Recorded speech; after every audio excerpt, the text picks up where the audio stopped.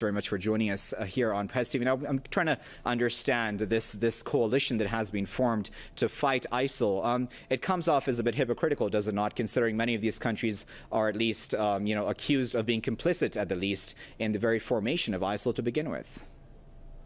Well, that's an extremely important point, and I think it goes to the core hypocrisy of what is going on here. And I think it would be very disingenuous to argue that these countries, and especially, of course, the United States, are somehow the neutral outside observers who are going to be able to form some sort of coalition against the very group that they helped train.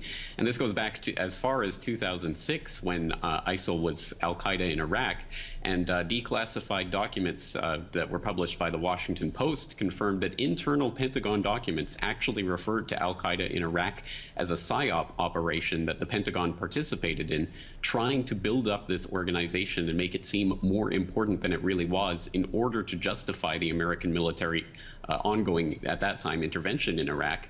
Fast forward 6 years to 2012, and you had the then secret, but now confirmed, Jordanian military base that was being used by the U.S. and others to train some of the militants who went on to form ISIS and become part of that group. So again, we have this ongoing situation where the very groups that have been fostered, funded, equipped, trained, armed, and otherwise aided by these very countries are now being used as a justification for these countries to invade and to bomb Iraq and Syria. So what exactly is the game plan then here? Is it just more war for war's sake? Well, I think a lot of different players at the table have different reasons for wanting this type of intervention, and I think we can look at such things as the very important northern Syrian corridor that is a planned and proposed gas pipeline route up through Turkey and towards Europe as a way of feeding Arabian gas up into Europe, as a way of getting around Gazprom's reliance, or Europe's reliance on Gazprom, I should say. But I mean, that's just one potential reason why this is a very geostrategically important region. So I think there are a lot of different interests and different players who have different reasons for wanting this intervention. But I think it all converges on this northern Syria and Iraq area. And when it comes to the crucial issue of Syria, obviously, the Syrian government, as well as Russia, have made it clear that they want consent and coordination with the Syrian government for anything that happens within Syria's borders against ISIL. Do you think that is likely to occur at any point?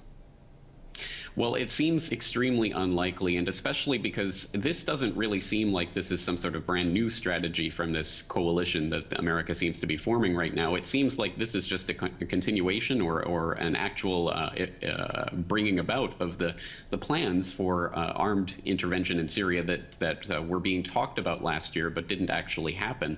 Well, it seems like they're happening now, and it's been explicitly mentioned by Obama that part of this is going to be continuing America's efforts to destabilize the Assad government. So I don't imagine there's going to be much consultation taking place.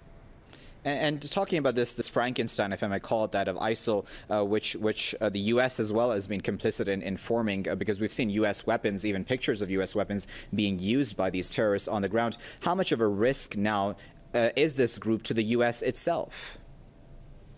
Well, it certainly does pose various types of risks in the region, but as you say, I think we have to look at where this was, how it was founded, and where it's been supplied, and where the equipment and money has been flowing from.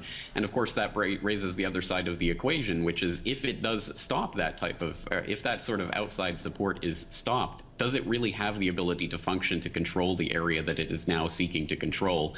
And I think that the answer is a resounding no. It couldn't have been built up, and I don't think it can be maintained or sustained without the outside support that it's been receiving from the U.S. and its allies in the Gulf region. But then many people, if I may argue that point, Mr. Corbett, many people say that it doesn't even need outside funding anymore, considering it can extort people, it can kidnap people for ransom, et cetera, and has a lot of resources now at its fingertips in the regions which it controls. So then how do you respond to that? Well, I think that, first of all, the number of fighters that this group claims to have is a highly disputed number, and I think one that has been, again, blown up in the same way that al-Qaeda in Iraq was being blown up in 2006 to make it seem more important than it really was. I think there's been a lot of overinflation of some of the estimates of the fighters.